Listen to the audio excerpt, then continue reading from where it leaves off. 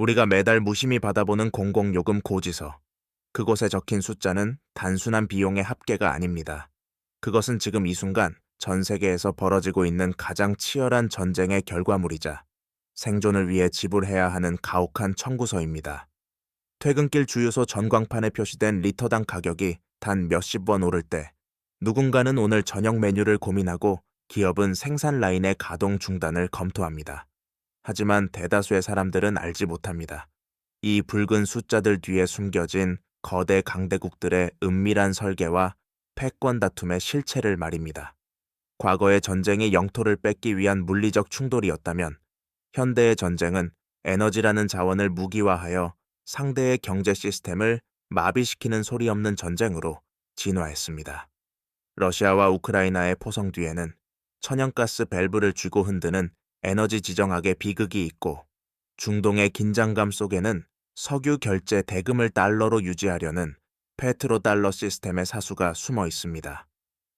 우리는 흔히 기름값이 오르면 단순히 물가가 오른다고 생각하지만 사실 그것은 한국 경제의 근간을 흔드는 외환 유동성의 위기이자 국가 신용 위험도를 나타내는 CDS 프리미엄의 변동과 직결되는 거시적 균열의 시작입니다. 에너지는 현대 문명을 지탱하는 혈액이며 이 혈액의 공급망이 왜곡되는 순간 경제라는 유기체는 서서히 괴사하기 시작합니다. 강대국들이 던지는 에너지라는 주사 위에 우리 서민들의 삶과 국가의 운명이 결정되는 이 가혹한 현실. 오늘 우리는 우리가 내는 전기료와 기름값 속에 숨겨진 국제정치의 냉혹한 원리와 그 거대한 소용돌이가 어떻게 평범한 개인의 삶을 파괴하고 있는지 그 심연을 들여다보려 합니다. 이것은 단순한 물가 상승에 대한 지엽적인 이야기가 아닙니다. 우리가 마주한 가장 거대한 시스템 붕괴의 전조, 그 서막에 관한 기록입니다. 위기는 언제나 일상의 가장 취약한 곳에서부터 그 발톱을 드러냅니다. 서울 도심의 한 식당, 사장님은 연신 깊은 한숨을 내쉽니다. 식재료 값은 이미 감당할 수준을 넘었고 손님은 줄었는데 매달 날아오는 가스비와 전기료 고지서는 그야말로 공포 그 자체입니다. 장사를 해서 남는 게 아니라 가스비 내려고 장사하는 기분입니다. 이 짧은 한탄 속에 현재 대한민국 실물 경제가 마주한 거대한 균열이 응축되어 있습니다. 거시경제 지표상으로 나타나는 에너지 가격의 상승은 가계의 가처분 소득을 즉각적으로 잠식합니다. 소득은 정체되어 있는데 필수 지출인 에너지 비용이 급증하면 사람들은 가장 먼저 외식과 문화생활 같은 선택적 소비를 줄입니다. 이는 곧바로 자영업자의 매출 하락으로 이어지고 내수 경기는 급격히 얼어붙습니다. 문제는 여기서 끝이 아닙니다. 에너지는 모든 산업의 기초 투입재입니다. 공장을 돌리는 전기료가 오르면 제품 가격이 오르고 물류 차량의 기름값이 오르면 택배비와 신선식품 가격이 연쇄적으로 상승합니다. 이것이 바로 우리가 목도하고 있는 코스트 푸시 인플레이션, 코스트 푸시 인플레이션의 실체입니다. 중앙은행은 물가를 잡기 위해 금리를 올리지만 에너지 공급망 차질로 인한 물가 상승은 금리 인상만으로 해결되지 않는 난제를 던집니다. 금리가 오르면 대출 비중이 높은 서민들은 이자 부담까지 짊어지게 되어 이중고에 시달립니다.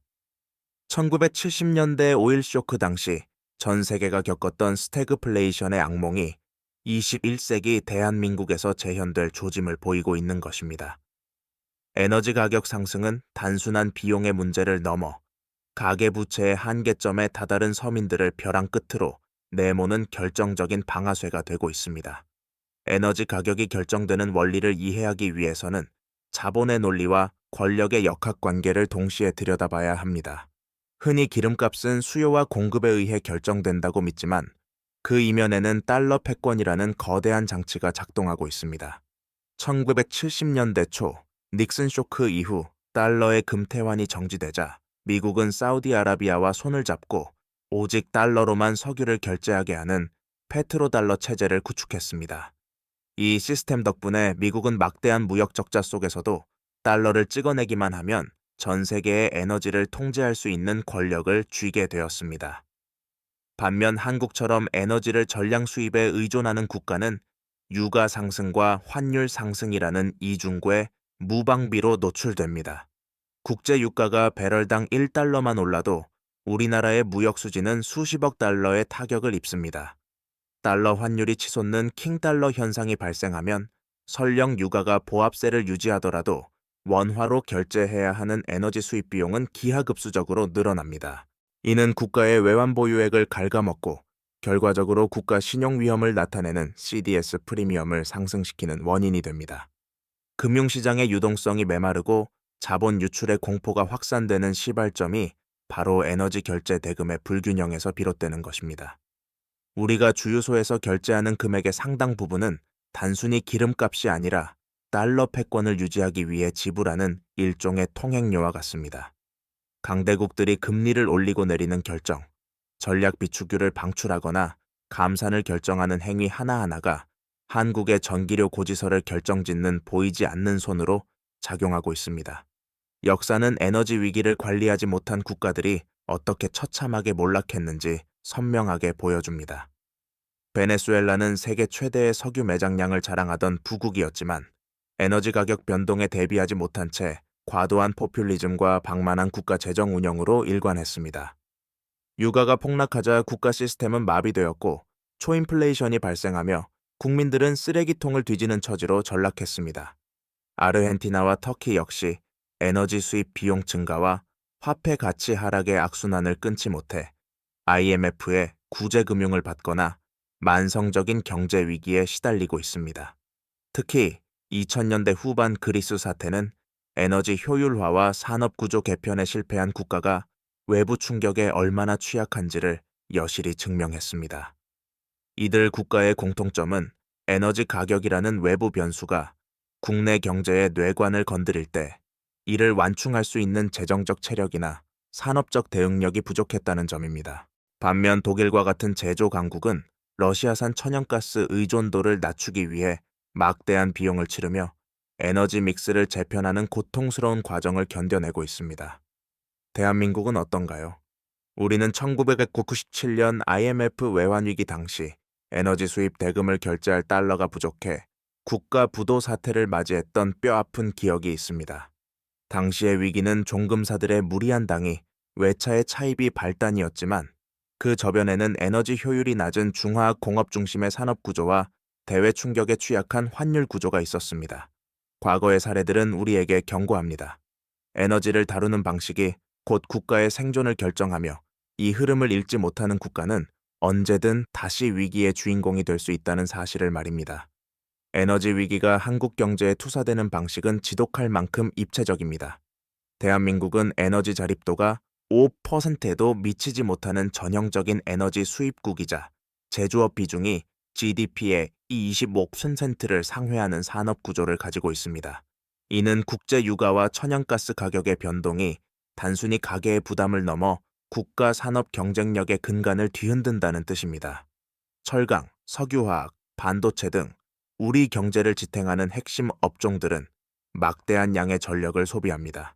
전기료의 인상은 곧 제품 생산 단가의 상승으로 이어지고 이는 글로벌 시장에서 우리 제품의 가격 경쟁력을 약화시킵니다.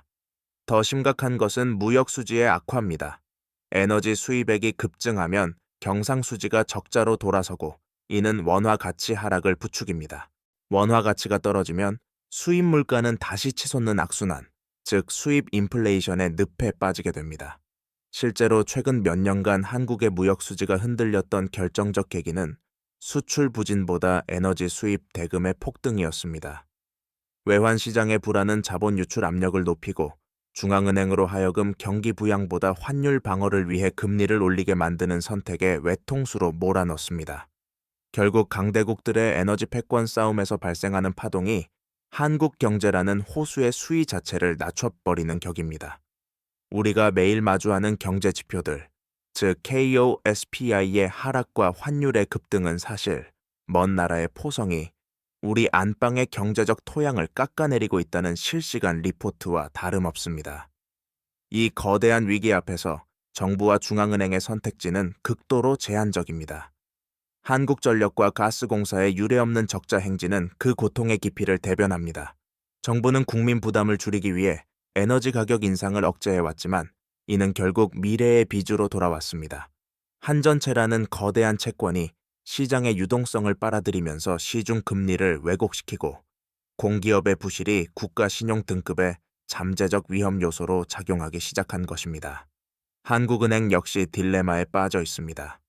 에너지발 물가 상승을 잡기 위해 금리를 올리자니 1,900조 원에 달하는 가계부채가 터질까 두렵고 금리를 동결하자니 한미 금리차 확대와 에너지 대금 결제를 위한 달러 수요로 인한 환율 폭등이 무섭습니다.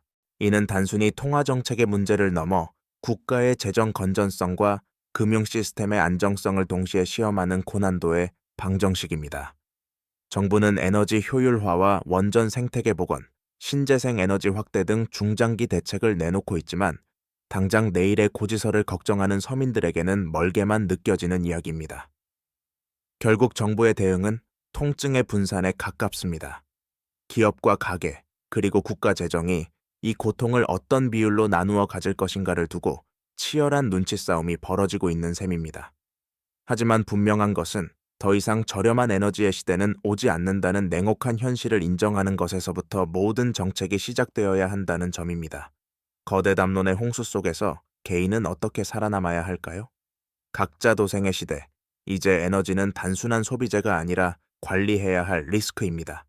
전문가들은 가장 먼저 자신의 지출 구조에서 에너지 의존도를 면밀히 분석하라고 조언합니다. 주거 비용에서 차지하는 관리비와 연료비의 비중을 점검하고 고효율 가전으로의 교체나 단열 강화 등 장기적인 관점에서의 비용 절감 투자가 필요합니다. 하지만 더 중요한 생존 전략은 자산 구성의 변화입니다. 에너지 위기는 필연적으로 고물가와 고금리를 수반합니다. 현금 가치가 하락하는 시기에 단순 저축에만 의존하는 것은 위험합니다.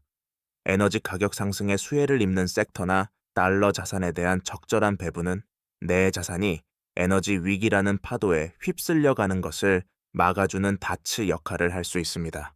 또한 에너지 전쟁이 불러올 산업 지형의 변화를 읽어야 합니다. 내연기관에서 전기차로, 탄소 중심에서 청정 에너지로 전환되는 과정에서 생겨나는 새로운 일자리와 기회에 주목해야 합니다. 위기는 언제나 부의 재편을 동반합니다. 1970년대 오일 쇼크 당시에도 에너지 위기를 극복하며 성장한 기업들이 향후 30년의 패권을 쥐었듯 개인 역시 이 거대한 에너지 대전환의 흐름을 공부하고 그 안에서 자신의 위치를 재설정해야 합니다.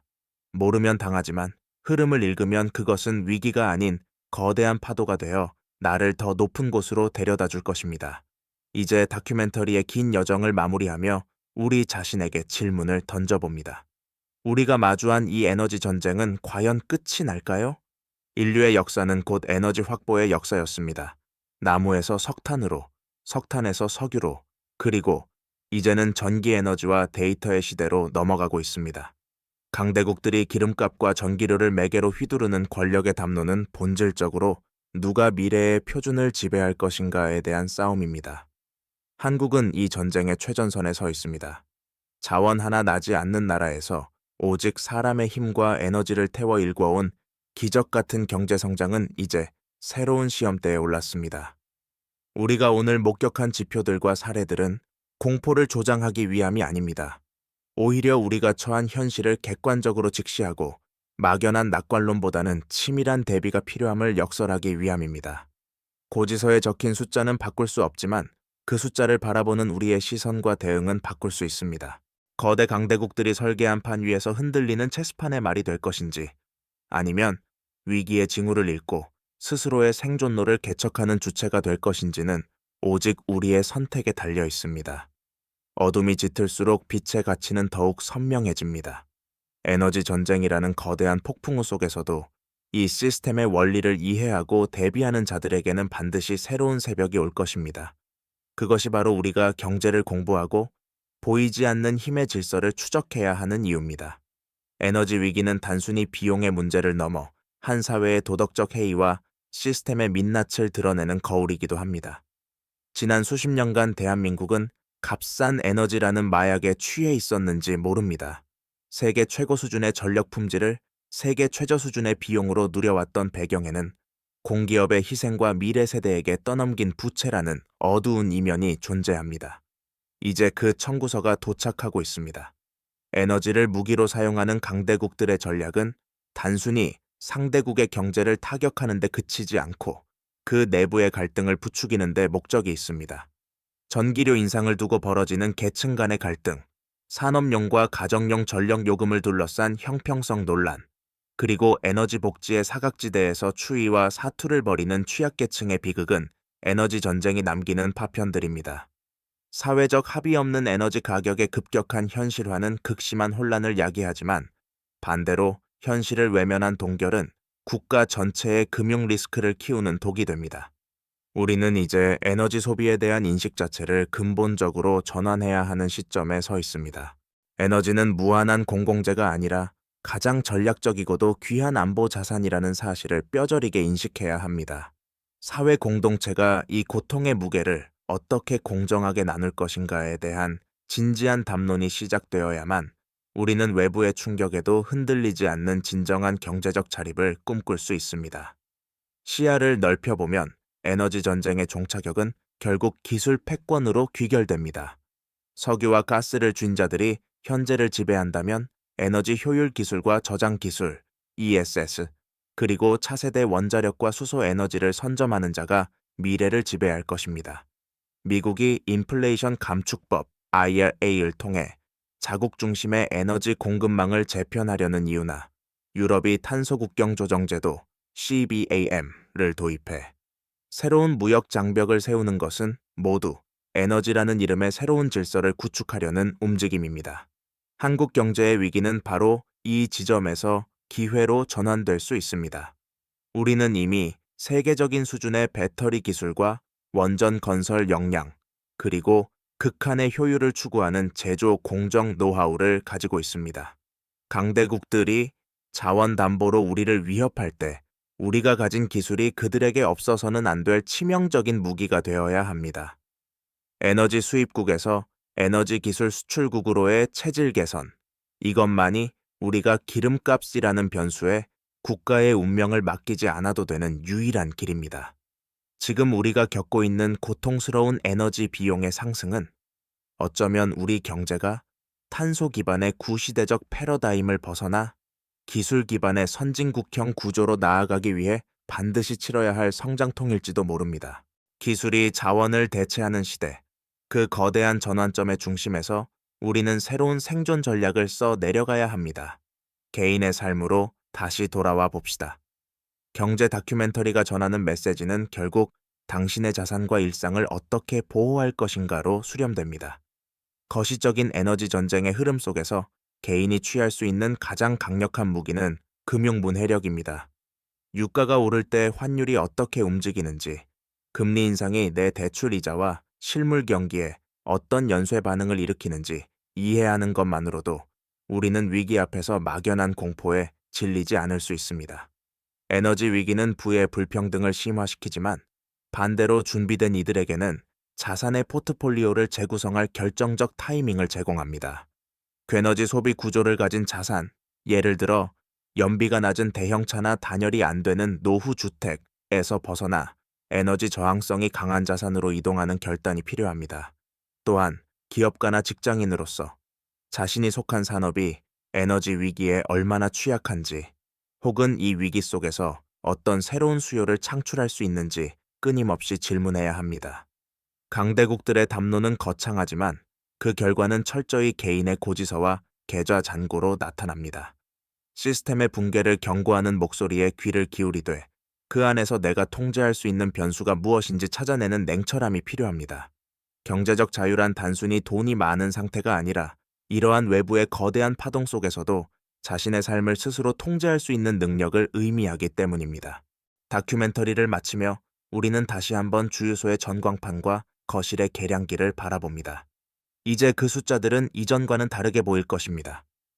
그것은 전 세계 지도자들이 책상 위에서 벌이는 체스 게임의 결과물이며 보이지 않는 곳에서 흐르는 거대 자본의 움직임 그 자체입니다. 대한민국은 역사적으로 수많은 외풍을 견디며 성장해 왔습니다. 자원 빈국의 한계를 기술과 열정으로 극복해온 저력은 이번 에너지 전쟁에서도 우리의 가장 큰 자산이 될 것입니다. 비록 지금은 고물가와 고금리, 그리고 에너지 비용의 압박이 숨 가쁘게 우리를 조여오고 있지만 위기의 본질을 꿰뚫어보는 통찰력만 있다면 우리는 이 파도를 타고 넘을 수 있습니다. 거대 강대국들이 설계한 경제의 룰을 이해하고 그 틈새에서 우리만의 생존 전략을 정교하게 다듬어야 할 때입니다. 이 다큐멘터리가 여러분에게 던진 화두가 단순한 지식을 넘어 불확실한 미래를 항해하는 작은 나침반이 되기를 바랍니다. 경제는 숫자로 기록되지만 그 역사를 만드는 것은 위기 앞에서도 굴하지 않고 길을 찾아내는 사람들의 의지입니다.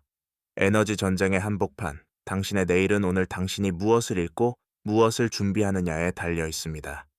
긴 시간 함께 해주신 시청자 여러분 고맙습니다.